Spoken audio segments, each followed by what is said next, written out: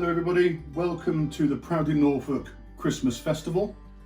This is a virtual one this year due to COVID, and so in the safety of a kitchen, we thought we'd discuss one of the things that gets many people going is how to cook the perfect full fried breakfast. Now obviously the ingredients are important, and as we all know with Proudly Norfolk, we're served by an awful lot of good people, some great butchers, and so today I thought from a fruit pig perspective we'd go through, obviously with some of the fruit pig black pudding, so given obviously duh, but we're going to have some proper butcher's sausages, our own bacon, bit of a routine on where we start with it, and at the end of the day it's just what we think is the right thing to do. You all have your own opinions and they're probably all correct. Firstly, we start with the sausages because they do take the longest to cook, and what we do, or what I do, is coat them in a little bit of oil and put them on the pan. Now these should take 20 minutes at least to cook, and that's because you have to cook the sausages through. These are not fast cooked meals, they're relatively fast cooked, but considering what most people try and do is hit them with a high heat, you shouldn't be doing that. You should be putting a little bit of oil on because a good butcher's sausage does have a bit of fat in. If you're using low fat sausages, then obviously add a little bit more fat. But this is good Norfolk olive oil. And all we're going to do is just put them on very low heat and just leave them, and every 5 minutes I'm just going to turn them and make sure they're thoroughly cooked through, but slow and low is the way to go. So we're 5 to 10 minutes in, just turning the sausages over now, and as you see,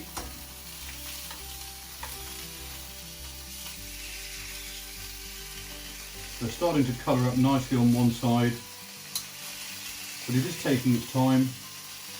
You're not burning the sausage, but you are cooking it through awfully slowly. Lovely sizzle.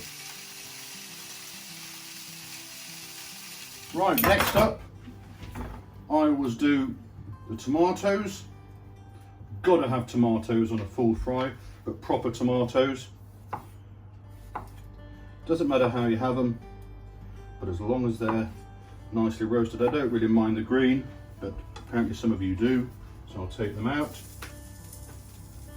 And all I'm going to do is put them in the side of the pan, because the pan is going to get taken up by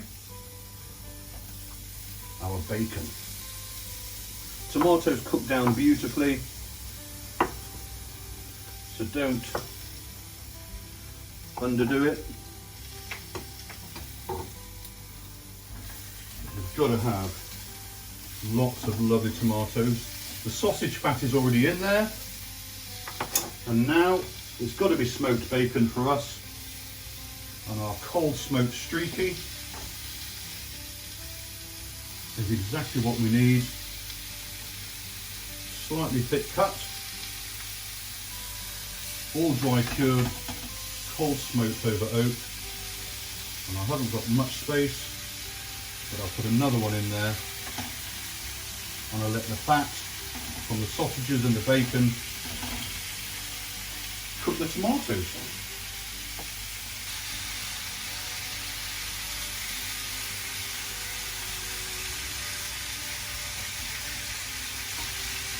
Now one of the main bones of contention here is how do you have your bacon?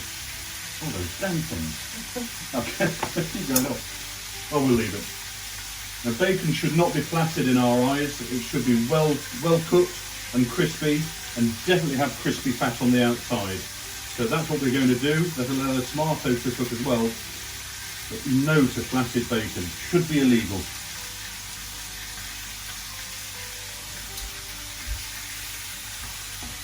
Right, bacon's just on the edge of crispy now.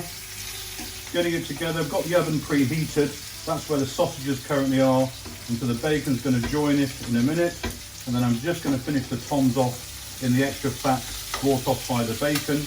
Cold smoked, of course, and it's obviously dry cured, so there's no water coming out, so those tomatoes will get a nice little bit of a smoky flavour on. So in a minute that's all disappearing, and I'll finish off them off.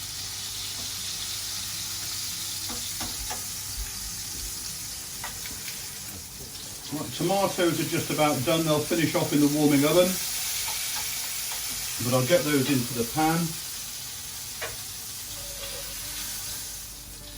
Now, what's next? Has to be the black pudding. Has to be the black pudding. I'll just take out some of the fat.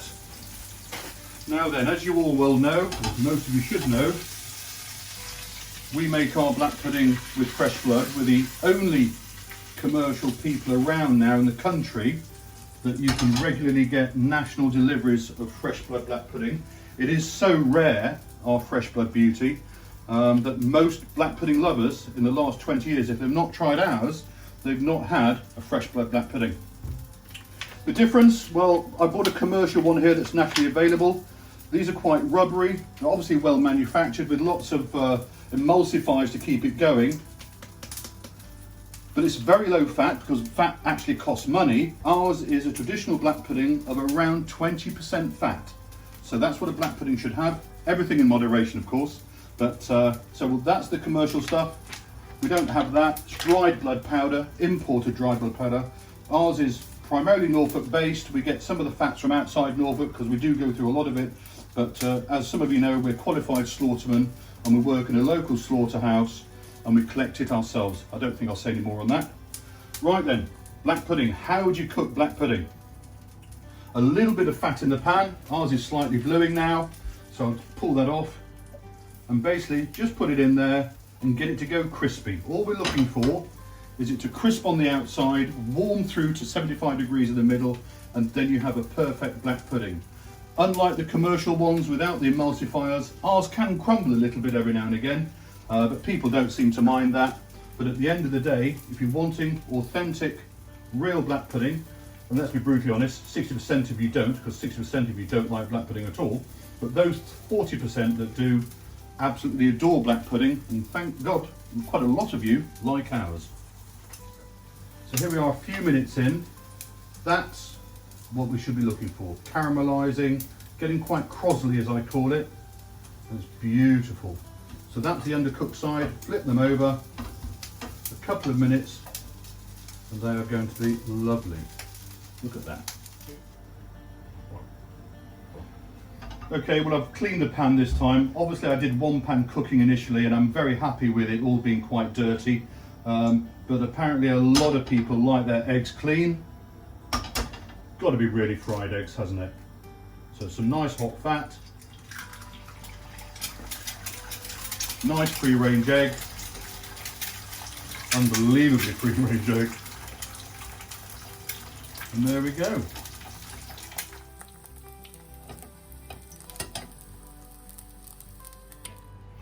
The beans always come with too much tomato sauce.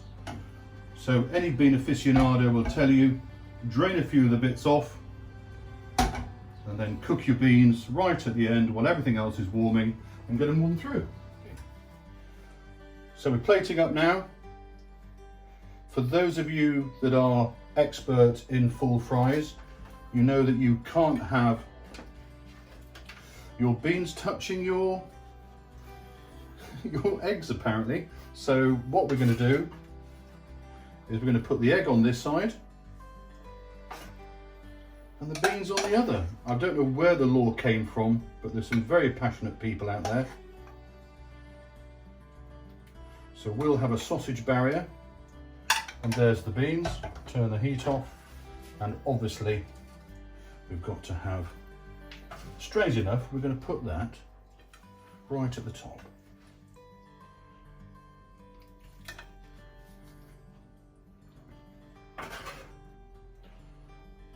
Sweated, roasted tomatoes, always have it, always have it. The only thing we've got to discuss now is sauces. If I'm being brutally honest, and it's not just being partisan, when you've got quality butcher's sausages, quality bacon like a lot of us butchers make, and definitely high quality black pudding, I don't cover it in any sauce. I've got enough liquids with the beans, the tomatoes and the egg, and all I want to do is have as much toast as I can get on the plate to just eat it, maybe a bit of pepper, and that's it. So although I love brown sauce, I love tomato sauce, I love some of the hot sauces, on a proper English breakfast with all quality ingredients, just eat it as it is. From Fruit Pig and from everyone else that's helped me make this video, and thank you very much. Weird times 2020, COVID. Wish you all a Merry Christmas, a Happy New Year. Stay safe out there and please support your local butcher. Goodbye.